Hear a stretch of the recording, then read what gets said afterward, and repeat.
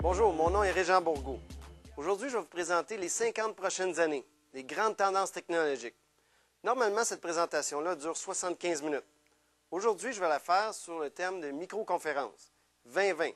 20 acétates, 20 secondes par acétate. Donc 6 minutes 40 secondes au total. Vous voyez un œil, je vois un passeport.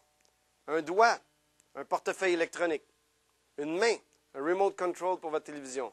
J'ouvre la télévision, je ferme la télévision. Channel up, channel down. On appelle ça Gesture-Based Remote Control. Très, très populaire dans les shows d'électronique en ce moment. Si on regarde les grands influenceurs, la Cyber Generation, les jeunes de 15 ans et moins, vont avoir une influence énorme sur le marché du travail dans les prochaines années. Ma fille qui revient de l'école a déjà 4 CPU sur elle, 4 ordinateurs. Son mobile, son iPod, son Nintendo DS, elle partage des applications à l'autobus, elle fait déjà du instant messaging, puis son ordinateur.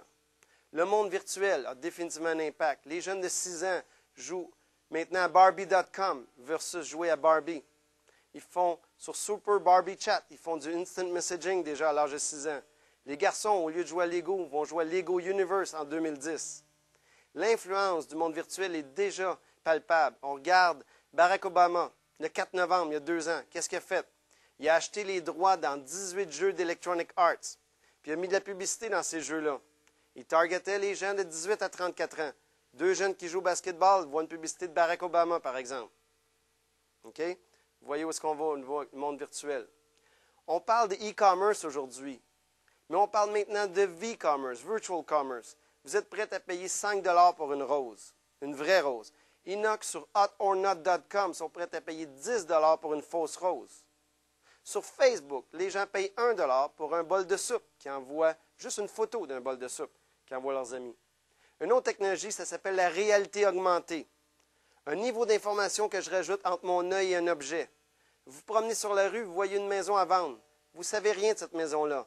Prenez votre iPhone, puis qu'est-ce que vous voyez maintenant? Vous voyez le prix de la maison, le nombre de chambres de bain. Je peux chatter avec la personne qui vend la maison.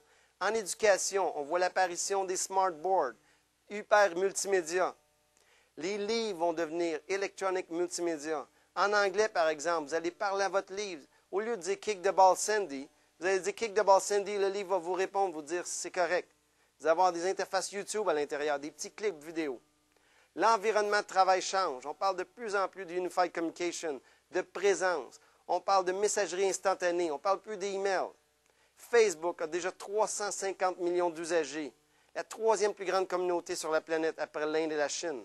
La mobilité, hyper importante pour la génération Y, la Cyber Generation. La prochaine grande révolution, on est dedans, c'est l'Exponential Revolution. Qu'est-ce que ça veut dire, ça? Pour un ordinateur de 1 000 $, à chaque 18 mois, je double sa capacité. C'est prouvé depuis 30 ans. Les 45 prochaines années, si on continue comme ça, un ordinateur de 1 000 $ va être 1 milliard de fois plus puissant. Pensez à l'impact de ça. On parle de plus en plus, en 2020 par exemple, il n'y aura plus de laptop. Ça va être remplacé par un outil de communication universel et cloud computing, dont un accès au nuage virtuel. Toutes les applications sont dans le nuage. Pensez à l'impact au niveau du storage, l'emmagasinage des données.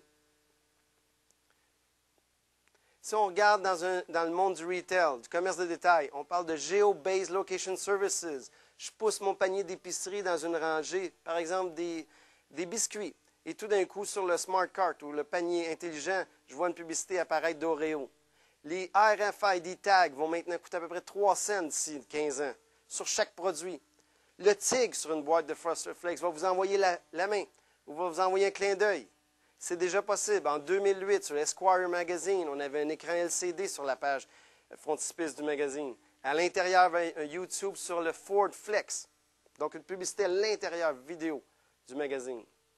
Les jeux vidéo, l'entertainment, le divertissement va changer du 3D en 2010. On va avoir des écrans 3D, on va aller vers l'holographique. Vous êtes maintenant le contrôleur. Vous n'avez même plus besoin de manette pour vous battre dans un jeu vidéo. On va contrôler les jeux avec votre cerveau. Le Interactive Mind Gear dans le futur. Si on regarde, GPS va être intégré partout. À Londres, d'ici 2020, toutes les autos vont avoir un GPS. Donc, les autos vont se parler entre eux autres un peu comme des robots s'il y a un accident.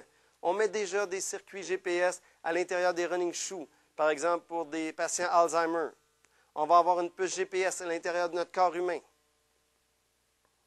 Si on regarde bionique, d'ici 2030-2040, on va avoir les premiers Jeux olympiques bioniques qui vont remplacer les Jeux paralympiques. Les records vont être fracassants. On parle d'un écran LCD sur un verre de contact, comme l'image qui est là. Pensez à Augmented Reality si j'ai un verre de contact qui est un LCD screen devant mon œil. Robotique, définitivement. D'ici à peu près 25 ans, en Corée du Sud et au Japon, on va avoir à peu près 3,5 millions de robots. Pourquoi? Le taux de natalité est à 1,3, il devrait être à 2,1. Ces robots-là vont remplacer 20 de nos tâches. Peut-être vous allez voir un orchestre symphonique de Toyota se promener dans 20 ans, partout dans le monde. La recherche sur l'ADN est très, très importante en ce moment. Le Genome Human Project, ce projet-là a coûté 3 milliards, ça a pris 13 ans pour décoder l'ADN. En 2013-2015, on pense pour 1 000 $, je vais être capable de décoder l'ADN d'un individu en 15 minutes. Pensez à l'impact sur la santé. Définitivement, nanotechnologie dans le futur. On parle maintenant de nanorobots, des petits robots qui seraient capables de se promener dans le corps humain, dans le sang, pour aller guérir un cancer, par exemple. La recherche sur le cerveau va être immense dans les 50 prochaines années. On ne comprend pas comment on emmagasine l'information dans un cerveau aujourd'hui. Pensez aux conséquences de ça. L'énergie, définitivement, l'auto électrique qui va aller vers l'auto à l'hydrogène et éventuellement l'auto qui fonctionne à l'eau.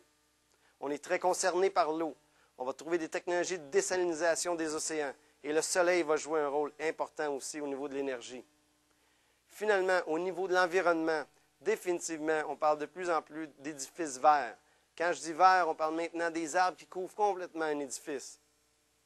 On parle d'exoplanètes. Ça a pris plus de 1000 ans, 2000 ans qu'on essaie de comprendre notre planète. Maintenant, on découvre une nouvelle planète pratiquement à chaque semaine. On pense qu'il y a 1 milliard de planètes dans l'univers comme la nôtre. Êtes-vous prêts pour le futur? C'est la question que je vous demande aujourd'hui. Merci.